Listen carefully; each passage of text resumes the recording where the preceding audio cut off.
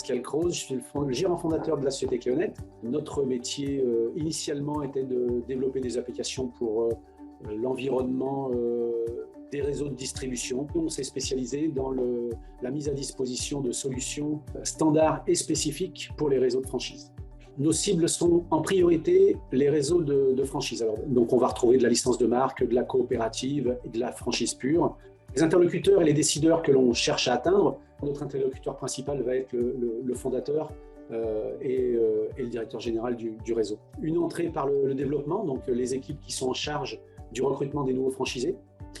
Une entrée par l'animation réseau, donc les interlocuteurs qui sont pour eux en charge de la gestion du réseau et de l'animation des points de vente existants. Et on peut avoir sur des structures un peu plus importantes une entrée par le SI et donc le service informatique. Le contexte dans lequel on était au moment de la mise en place de la collaboration, une phase où nos outils avaient atteint une certaine maturité et on avait besoin d'un élan supplémentaire dans la prospection à des fins commerciales directes, c'est-à-dire pour un accroissement de notre chiffre d'affaires et de nouveaux contrats, mais également la recherche de notoriété. Avant l'arrivée et la collaboration avec les actifs, nos canaux de prospection étaient relativement simples. C'était le bouche à oreille de nos clients existants. Et c'était notre réseau, hein, puisqu'on est en partie issu de réseaux de distribution et du monde de la franchise. Le problème avec cette façon de faire, c'est que finalement, on tourne en rond autour d'un cercle connu et on n'accède pas à des terres inconnues et des terrains un peu moins prospectés, mais on atteint difficilement d'autres clients parce que on va pas frapper aux portes et on se met pas en danger commercialement pour aller atteindre ces clients que l'on ne voit pas. La recherche d'une nouvelle façon de faire. La première approche, c'était de mettre en place de façon classique un commercial en interne. Difficile parce que des profils pas simples à trouver. Et puis clairement, économiquement, assez dangereux. Les opérations ont démarré il y a un peu plus de 3 mois.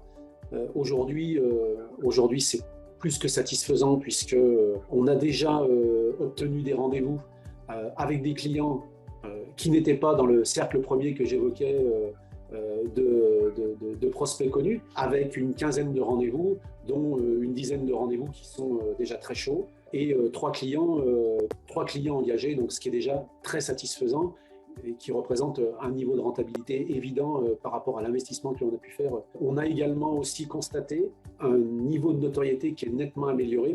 D'autres bénéfices qu'on a pu tirer de cette collaboration, une confirmation que notre offre était en adéquation avec les attentes des prospects que l'on a pu croiser et qu'on a pu rencontrer. Dans le cadre de notre collaboration, ce qui me plaît avant tout, c'est déjà le mode de relation que l'on peut avoir.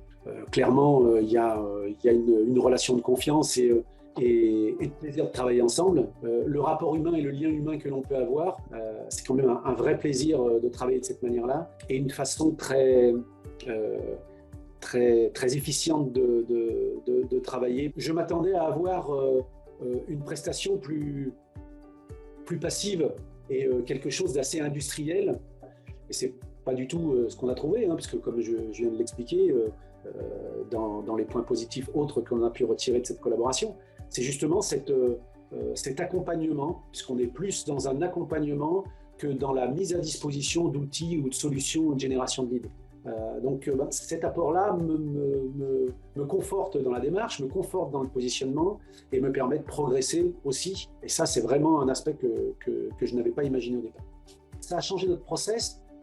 On a été obligé de se remettre en question sur la manière de présenter nos offres, également sur les différents outils que l'on mettait en avant, parce qu'on avait face à nous des prospects qui n'étaient pas matures en termes de besoins. Et donc c'est assez plaisant, hein, puisqu'on change notre façon de faire, on se remet en question, donc c'est toujours agréable. Aujourd'hui, c'est une charge très légère. On a eu des échanges évidents au départ pour se présenter et faire connaître nos offres. Et ensuite, ce sont des échanges très light. C'est pas une surcharge de travail pour moi et ça aurait été impossible à organiser sinon. Donc c'est une vraie satisfaction là aussi. Je recommanderais l'accompagnement d'abord, parce que l'idactive, parce que l'entreprise, comme je le disais, la relation humaine que l'on a pu mettre en place est très agréable. Ça nous a permis, et je pense que ça permet à des entreprises comme les nôtres de franchir des paliers sans avoir un investissement énorme et prendre clairement un risque important et qui permet d'avoir des résultats et des retours sur investissement évidents.